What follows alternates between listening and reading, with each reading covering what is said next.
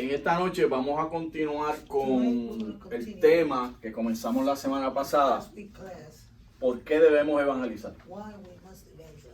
Yo espero que ya estén ustedes familiarizados con este tema.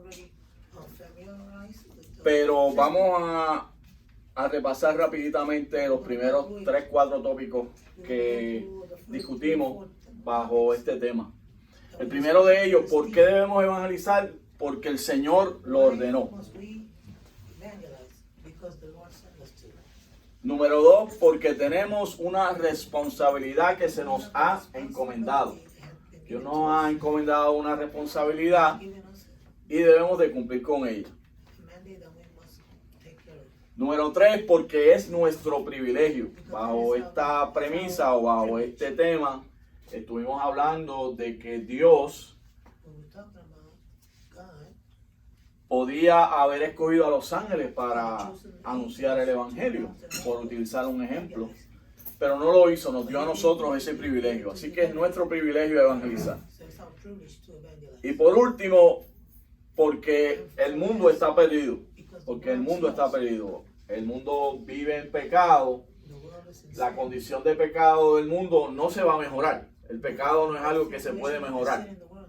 Es el que está en pecado por la eternidad. Y la única esperanza que tiene es aceptar a un Cristo eterno que perdona ese pecado por toda la eternidad. Así que el mundo está perdido. Además de eso, vimos que cuando usted evangeliza, lo hace para la gloria de Dios. ¿Por qué debemos de evangelizar? Porque es para la gloria de Dios. Y estuvimos viendo el significado de lo que era la gloria de Dios, honor, alabanza, estima. Y por el otro lado, estuvimos viendo que la gloria de Dios es brillo, es esplendor. En concreto, la expresión gloria a Dios se puede identificar como alabanza a Dios. Estuvimos hablando sobre eso. Mencionamos que en el verso de Juan 15:8, Dios el Padre es glorificado cuando nosotros, como discípulos de Él, llevamos mucho fruto. Y esta expresión de llevar mucho fruto tiene que ver con la relación íntima del creyente con Jesucristo. Cuando usted tiene una relación íntima con Cristo, usted lleva fruto.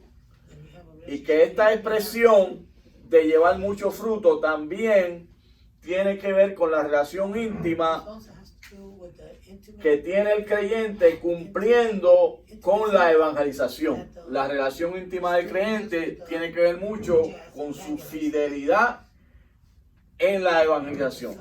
De manera que cuando somos fieles a Jesucristo en la evangelización, le damos gloria a Dios. Así que todas esas razones estuvimos discutiendo la semana pasada, es por qué debemos de evangelizar. Y para los que tengan el libro, pues ya estoy en el capítulo 1 del libro. Si no tiene el libro, pues yo le he estado enviando el material. Si usted no ha recibido el material y me dio su correo electrónico, verifique conmigo al final, o yo le escribí mal o usted me lo dio mal. ¿Ok? Vamos entonces en esta noche. Vamos a pasar esta vista que ya la discutimos la semana pasada. Y esta noche entonces, otra de las bases que nos presenta el autor es dónde debemos evangelizar. Primero vimos por qué debemos hacerlo. Ahora estamos hablando de dónde debemos hacerlo. Y debemos hacerlo en todas partes. No hay un lugar más especial que otro. Marcos, en su capítulo 16, verso 15, dice: id y predicar el evangelio a toda criatura. ¿Okay? Y en Juan 4:35, en ese pasaje tan maravilloso de la mujer samaritana, dice: no dicen ustedes, hablándole Jesús a sus discípulos, todavía faltan 4 meses para la cosecha. La cosecha debería ser o en la primavera temprana o debería ser en el otoño temprano.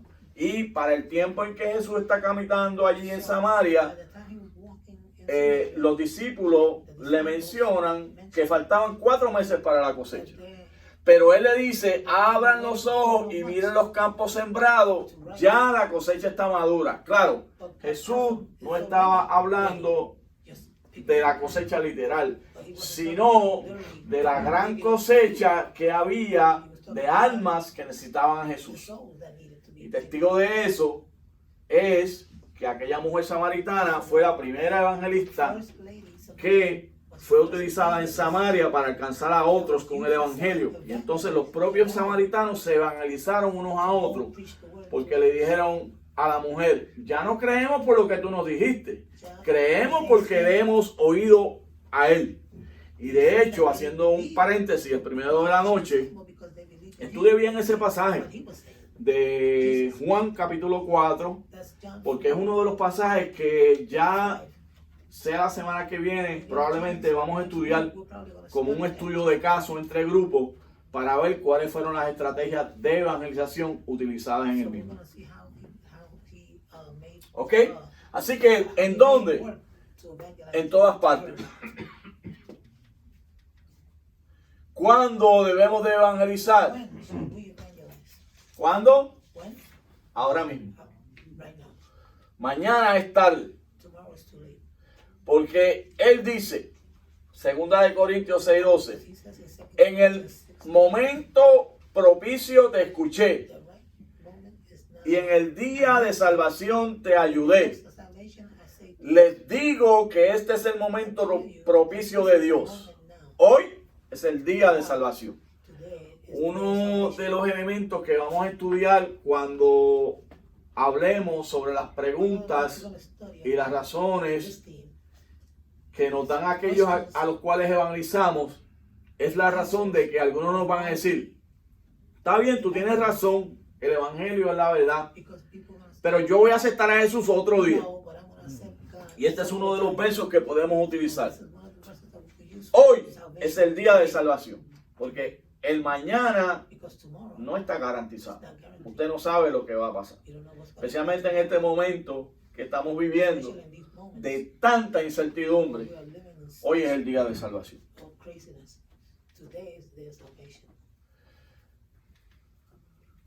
¿Cuándo debemos de comenzar? Inmediatamente. Voy a seguir insistiendo, voy a hacer énfasis en el hecho de que la evangelización es un estilo de vida. Nosotros debemos de hacer de la evangelización nuestro modo de vida. No es porque haya una campaña en la iglesia. No es porque la evangelización sea algo que nosotros pensamos que debemos hacerlo en una temporada específica.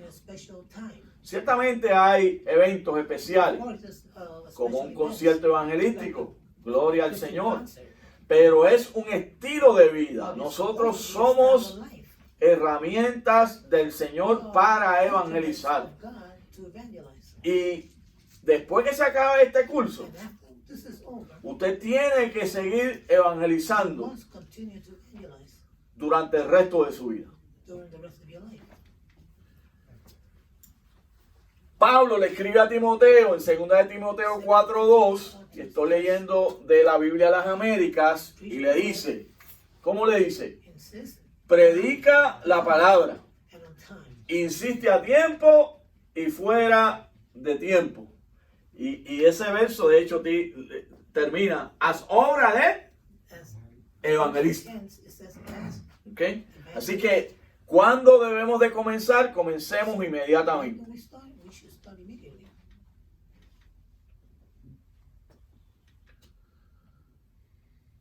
¿Cuándo? Ahora. Mire esta estadística. 66 personas mueren por minuto. Por cada minuto que nosotros estemos aquí enseñando, 66 personas mueren. Y se van a la eternidad y no hay más oportunidad. No hay más oportunidad. Así que piensen en esa estadística. 66 personas mueren por minuto. ¿Cómo vamos a evangelizar? Ya estamos llegando, ¿no?, a donde queremos llegar. Fíjense ustedes una vez más. Repito. Primero estuvimos viendo la definición de lo que es evangelismo. Luego hablamos de qué es el evangelio y los 4 fundamentos del evangelio. Y ahora empezamos a hablar por qué debemos de evangelizar. Y ya hemos llegado en cómo. Y nos dice el autor, Mike Perman, que al estudiar la materia de cómo podemos llevar hombres a los pies de Cristo, existen unas cuantas reglas generales definidas que deben mencionarse. Y vamos a estudiar esas reglas para que entendamos, creemos conciencia y nos preparemos, si no lo estamos, para poder evangelizar. Número 1. Regla número 1, y la regla yo diría que más necesaria para evangelizar: la persona debe de ser nacida de nuevo. Y usted se sorprenderá de muchas personas que asisten a una iglesia, son miembros de una iglesia y no han nacido de nuevo. Pero si no ha nacido de nuevo, no puede evangelizar, porque usted no puede dar lo que no tiene. Y aquí vamos a 2 Corintios 5:17. De modo que si alguno está en Cristo, nueva criatura es, las cosas viejas pasaron, he aquí todas son hechas nuevas. Así que la primera regla es que la persona debe de ser nacida de nuevo. Por favor, Tito, si eres tan bueno, a las 8:15 déjame saber cuándo sean para parar para preguntas y comentarios. Si tiene una pregunta, la puede escribir, la puede anotar, y comentarios me lo puede hacer en confianza. Esos 15 minutos los vamos a sacar para eso. Muy bien. Número 2. Debe ser llena del Espíritu Santo. Un requisito también indispensable. Allí en Hechos 1:8 dice: pero recibiréis poder cuando haya venido sobre vosotros el Espíritu Santo. Fíjense que el poder del Espíritu Santo es un requisito para el creyente. ¿Ve? Y dice: y me seréis testigos. Pero dice: y me seréis, no, porque si usted, por el mero hecho de no ser lleno del Espíritu Santo, no puede ser testigo, sino que el Espíritu Santo lo va a llenar de tanto poder que usted se va a sentir impulsado a ser testigo. Y aquí tenemos el proceso de la evangelización. Jerusalén, esta palabra en el original, le he hablado mucho de ella, quiere decir simultáneamente. O sea que simultáneamente debemos de ser testigos en Jerusalén, en Judea, en Samaria y hasta lo último de la tierra. De la misma manera que somos testigos en Jacksonville, somos testigos en Florida, somos testigos en Estados Unidos y somos testigos a lo último de la tierra. Pero hace falta el poder del Espíritu Santo. Y si fuéramos a quedarnos ahí, podríamos hablar mucho de la falta de la llenura del Espíritu Santo en el creyente, y que por eso muchos de nosotros no evangelizamos. Número 3, debe de conducirse rectamente. Esto tiene que ver con lo que estaba hablando Chiqui la semana pasada, el testimonio, ¿no? Nosotros, para poder impactar a las personas con nuestra boca, debemos de impactarlos también con nuestra conducta. Porque a veces lo que hacemos no deja escuchar a las personas lo que decimos. Y ambas van tomadas de la mano. O sea, un testimonio solo puede impactar a una persona, pero no es suficiente. Usted tiene que tener buen testimonio, pero tiene que abrir su boca. Fíjense ustedes que Felipe, el evangelista, cuando le habla al etíope y el etíope le hace la pregunta, dice que ¿qué hizo? Abrió la boca y le hablaba acerca del evangelio de Jesús. Así que ambas van tomadas de la mano. Y recuerden que el evangelio tiene que ser comunicado. Y para usted comunicarlo, tiene que hablarlo. Pero debe tener un buen testimonio. But you must have a good testimony. Y el Salmo 101.2 dice, And Psalms en la 101:2 integridad de mi corazón says, "The integrity of my andaré heart, I will dentro de mi always casa. walk in my house." O sea que el evangelista personal debe ser íntegro, You must have integrity. porque la integridad es algo que habla Because the muy integrity alto y muy talks a fuerte. lot about you. Número 4, Number 4, debe ser un creyente de oración. you must be a believer. Fíjense in prayer. ustedes que estos 4 puntos These son 4 points trascendentales, son los pilares.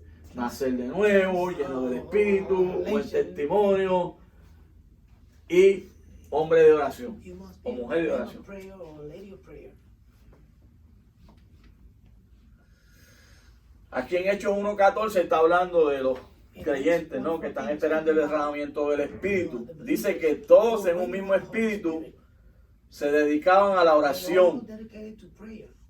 junto con las mujeres y con los hermanos de Jesús y su madre María. And her mother. Que la oración es indispensable, hermano.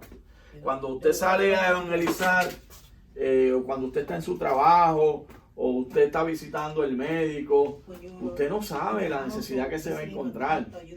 Usted no sabe la palabra sazonada que usted puede hablarle a una persona y que esa palabra puede cambiar la vida de esa persona. Pero cuando usted es una persona de oración, usted puede realmente ser un instrumento del Señor. Número 5. Esto es bien importante. Debe seguir la dirección del Señor con respecto a quién debe dirigirse y qué palabras decir, puesto que solamente Dios sabe qué corazón está preparado y qué necesidad particular tiene. Y aquí, ¿de quién ustedes creen que vamos a hablar ahora? Jesucristo. Felipe y el etíope. Recuerdan, una vez más, que el Felipe, el Espíritu Santo, lo llevó a donde estaba el etíope y le dijo que se subiera al carro. Y cuando oyó Felipe al etíope, que le hace la pregunta, dime, ¿de quién habla el libro? ¿De quién? ¿A quién se refiere este libro? ¿Al autor, o sea, al mismo o a otra persona? Y ahí entonces Felipe, es lo que le hablaba ahora mismo, abre su boca y le habla de la buena noticia de Jesús a este etíope, que era un funcionario de la reina de Candace, que había venido a Jerusalén para adorar, y entonces acepta a Jesús. Y fue tan y tan poderoso el impacto del evangelio que ¿qué hizo el etíope? Pidió ser bautizado. ¿No? O sea, que en este caso el Señor lo lleva allí y el Espíritu de Dios lo impulsó a hablar lo que tenía que hablar. Y este es uno también de los pasajes que vamos a estudiar para ver cuáles fueron las estrategias de evangelización que usa Felipe. Pero el otro pasaje, yo voy a tomar aquí unos 2-3 minutos, que le refería de la mujer samaritana, vemos que el Espíritu de Dios que está en Jesús lleva a Jesús. ¿Qué cosa, no? Jesús es el Espíritu de Dios, pero Jesús está encarnado en hombre y el Espíritu de Dios está en Jesús. ¿Y qué le dice a los discípulos? Es necesario pasar por Samaria. Jesús le dijo a sus discípulos, por camino de samaritano no andéis. Pero ahora dice hay que ir a Samaria. Qué contradicción, ¿no? Le dice, es necesario pasar por Samaria. Y fíjense que podían pasar los judíos hasta Galilea, porque van en camino a Galilea, por 3 caminos. O por la costa, o por el lado derecho por Perea, por el lado desértico. A veces cruzaban el Jordán y volvían y cruzaban de nuevo a Galilea. O por el medio, que es la región montañosa, por Samaria. Los judíos evitaban pasar por Samaria porque había unos conflictos no solamente raciales, sino religiosos, ya que cuando viene la invasión de Asiria, pues habían unos asirios que habían sido enviados y que adoraban dioses extraños, y los judíos le echaban leones. Y cuando el rey de Asiria escuchó esto, le dijo, pues vamos a mandarle sacerdotes judíos para que le enseñen cómo hay que adorar a Dios. Pero esta gente siguió adorando los ídolos y quería adorar a Dios también. Y aparte de esa situación racial que había esta situación religiosa, y entre judíos y samaritanos no había comunicación. Por eso evitaban pasar por allí. Pero Jesús dijo, hay que pasar por Samaria.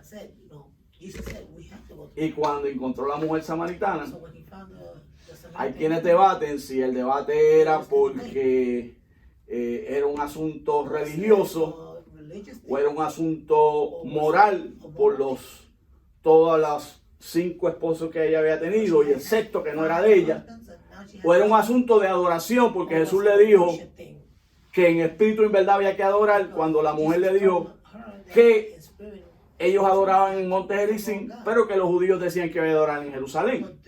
Pero ninguno de esas cosas era lo que impulsaba a Jesús a llegar a Samaria. Era hablarle para esta mujer, ¿para qué? Para que fuera salva. ¿Ok? Y el Espíritu de Dios lo lleva a Samaria. Así que ya le discutí ese pasaje ahí. Cuando lo vayan a discutir ya tienen pan cogido. Pero es un ejemplo, ¿no?, de cómo el Espíritu de Dios va trabajando con sus seguidores, con los creyentes. Van trabajando en él. Hechos 8, 26 a 40, se encuentra ese verso. Número 6, siempre que sea posible hablar a solas con la persona. Esto es bien importante también. Si usted tiene la oportunidad, hable con la persona sola, porque le es más fácil poder comunicarle el plan de salvación. Vamos a ver cuando estemos hablando más a fondo de cómo evangelizar, que hay ocasiones que usted se va a ver, tal vez no tanto ahora, ¿verdad?, en un avión o en un tren o en un barco o en la oficina de un médico o en diferentes lugares donde usted va a tener tiempo de poder compartir con la persona. Pero lo ideal es que pueda hablar a solas con esa persona. ¿Ve? Porque si está hablando a solas con esa persona, pues entonces va a tener más oportunidad de contestarle las preguntas que pueda tener. Okay. Número 7, debe trabajar inspirado por el amor. Juan 3:16 dice que la razón por la que Dios envió a Jesús fue por amor. ¿Eh? Y ese debe ser la motivación que tenemos, por amor a los perdidos. La oración nuestra debe ser una oración donde le pidamos al Señor que nos ponga amor por los perdidos. Y usted se va a sorprender del amor que Dios va a poner en su vida por aquellos que no le conocen.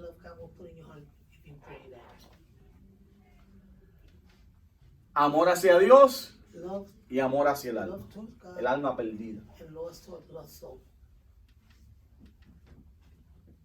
Número 8, exalte siempre a Cristo. Cuando usted le esté hablando a una persona del plan de salvación, debe de siempre hablar de Jesucristo. Hay 2 cosas que mencionamos en los 4 elementos fundamentales del Evangelio. Número 1, la condición de pecador del hombre. Y Romanos 3:23 es el pasaje clave. Por cuanto todos pecaron. Y cuando hablamos de pecado, no puedo dejar de enfatizar que pecar es errar al blanco. La palabra original lo que nos menciona es de un deportista que es arquero y cuando tira un blanco falla. ¿Ve? Pecado es Sin is salirse del camino. come out of the road. Pecado es darle la vuelta Sin is es darle la espalda a Dios. giving God the back. Y no hay solución para el pecado sino la sangre de Jesucristo. Por lo tanto, cuando usted evangeliza, usted tiene que hablar de Cristo y tiene que exaltar a Cristo. You must exalt Christ. No hable de religión, no hable de denominación, About denomination. no hable de dogmas. Don't talk about dogmas. No, que en mi iglesia no podemos comer pescado. We can't eat fish. No, que en mi iglesia no podemos comer bistec. No, olvídese de las dogmas. Hable de Jesús y hable de la enseñanza bíblica de lo que dijo Jesús. Cómanse esos evangelios. ¿Cuántos de nosotros no hemos leído los evangelios, los 4 evangelios hace tiempo? ¿Cuántos podemos decir que nos hemos sentado a estudiar la vida de Jesús? Cómo Jesús enseñaba, cómo sanaba, cómo realizaba la labor que realizaba, para nosotros utilizar esos principios bíblicos. De eso es que se trata. Y fíjense ustedes que hablando Juan, dice en el capítulo 12, y si yo fuere levantado de la tierra, a todos atraeré a mí mismo. Está hablando Jesús. O sea, el propósito de Jesús es atraer a todos a sí mismo. ¿Recuerdan ustedes lo que pasó en el desierto? Que el pueblo de Israel se levanta contra Dios, peca contra Dios, y Dios envió una serpiente, ¿verdad que sí? ¿Recuerdan ese pasaje? ¿Y cómo se combatía esto? ¿No? De la misma manera en que mirando a esa serpiente, asimismo ese tipo de Cristo, que el que le mira a él es salvo. Y hay 2 pasajes en la Biblia, rápidamente, que hablan sobre esto.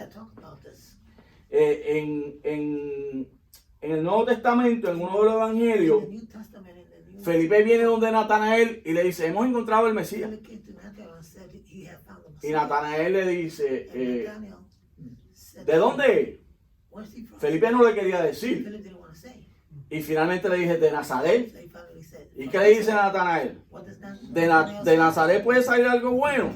¿Por qué? Porque en Nazaret se escondían todos los bandidos. Y entonces se creía que de allí no salía nadie bueno. Pero Jesús vivió su infancia allí, después que regresa de Egipto. ¿Ven? Pero entonces, cuando Natanael ve a Jesús, Jesús le dice, he ahí un israelita sincero en el cual no hay engaño. Y Natanael le dice, tú eres Jesús el Mesías. Entre lo que le dice Jesús, te dice, yo te vi debajo de la higuera. Y por eso eres un israelita en el cual no hay engaño. Este es un dicho en el pueblo judío de que la persona que estaba debajo de la higuera estaba estudiando la Biblia o estudiando la palabra. Y por eso dice Jesús que lo ve así. Y cuando Jesús entonces le dice, porque dices que te vi debajo de la higuera, ¿crees que yo soy el Mesías? Cosas grandes, más grandes que esa verás, porque verás a los ángeles subiendo y bajando encima de mis espaldas, dice Jesús. Y cuando usted estudia ese pasaje, con el sueño que tuvo Jacob, donde vio ángeles subiendo y bajando por la escalera es tipo de la comunicación entre Dios y la tierra. Y Jesús es el camino entre Dios y la tierra. Por lo tanto, ahí Jesús está atrayendo a todos a sí mismo también. Y cuando usted habla del evangelio, usted tiene que hablar de Cristo más y menos de las demás cosas. ¿Por dónde andamos el tiempo? 8:10. Desplegar mucho tacto. Esto es bien importante. Todos estos puntos son importantísimos. Tiene que tener tacto con las personas, respeto, hacer las cosas con delicadeza, de manera que las personas puedan sentir ese respeto y a la misma vez el amor que le está desplegando para tratar con ellos. Pablo hablando a los corintios dice, me he hecho débil a los débiles Corinthians 9:22 says, para ganar a los "I débiles, have become weak a todos me he hecho de for todo, so we para can que gain todos the weak." salve a algunos. So, De manera que nosotros tenemos que identificarnos con las demás personas y tenemos que utilizar el tacto para que esas personas se sientan bien recibidas. Vamos a discutir uno más. Let's do one more. Ok, dar consejos definidos al nuevo convertido de cómo vivir la vida cristiana. Fíjense ustedes que hasta hemos hablado de todas las cosas que usted necesita hacer para evangelizar. Pero si esta persona acepta a Jesús, usted debe de darle unos consejos que le ayuden a vivir la vida como creyente. ¿Okay? Número 1. ¿Qué es la confesión de Cristo ante los hombres? Cuando la persona acepta a Jesús, no sabe lo que ha hecho. Luego, cuando es discipulado, entonces entiende el paso que dio. Él siente la paz. Él siente que pasó algo. Él siente que los pájaros cantan más dulce, que la luz del sol es más brillante, que hay gozo en su vida, que hay paz, que el vecino que lo ofendió ya usted no siente nada. Todo eso es parte de la nueva criatura, de la salvación. Pero él no sabe lo que es la confesión de Cristo ante los hombres. Y usted debe de ayudar a esa persona a que pueda entender eso. Muy bien, vamos a dejarlo hasta ahí por hoy. Y voy a abrir el piso para preguntas y respuestas. Nachi. Muy bien.